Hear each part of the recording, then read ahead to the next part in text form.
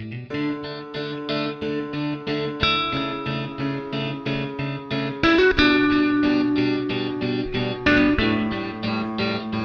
अल-सुलाइही Yemen की बुद्धिमान रानी।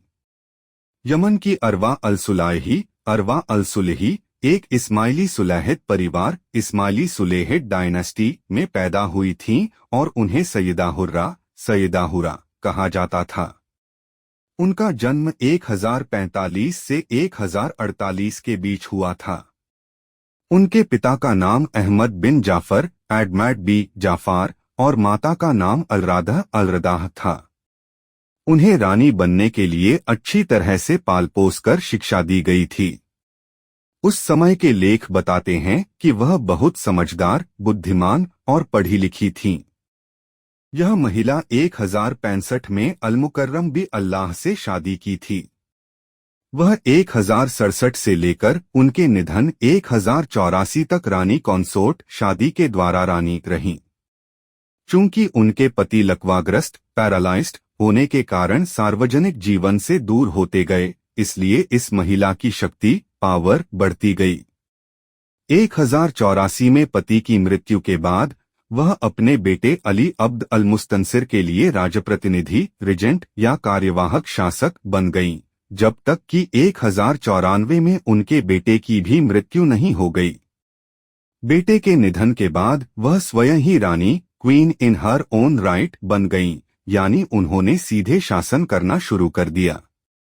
अरवा bint Ahmad अल-सुलैही एक शक्तिशाली शासक। अरवा बिन्त अहमद अल-सुलैही एक बहुत ही महान और कुशल शासक थीं।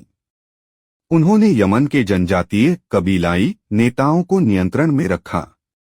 साथ ही उन्होंने काहिरा में बैठे फातिमी इमाम खलीफाओं के साथ अपने संबंधों को भी संतुलित बैलेंस रखा, ताकि यमन की आज़ादी बनी रहे। उन्होंने शिक्षा, संस्कृति और धार्मिक अध्ययन को बढ़ावा देने के लिए कई केंद्र खोले। इसके अलावा उन्होंने देश के विकास के लिए कई निर्माण कार्य भी करवाए, जैसे सड़कें बनवाना, मस्जिदें बनाना और दार अलिज़ नामक भव्य महल बनवाना। सबसे खास बात यह थी कि उनके पास एक ही समय में राजकीय शासन चलाने की और धार्मिक धर्म से जुड़ी दोनों तरह की शक्ति अथॉरिटी थी। संक्षेप में वह एक दूरदर्शी रानी थीं, जिन्होंने यमन का शासन अच्छी तरह से चलाया और उसे मजबूत बनाया। आसान हिंदी रूपांतरण।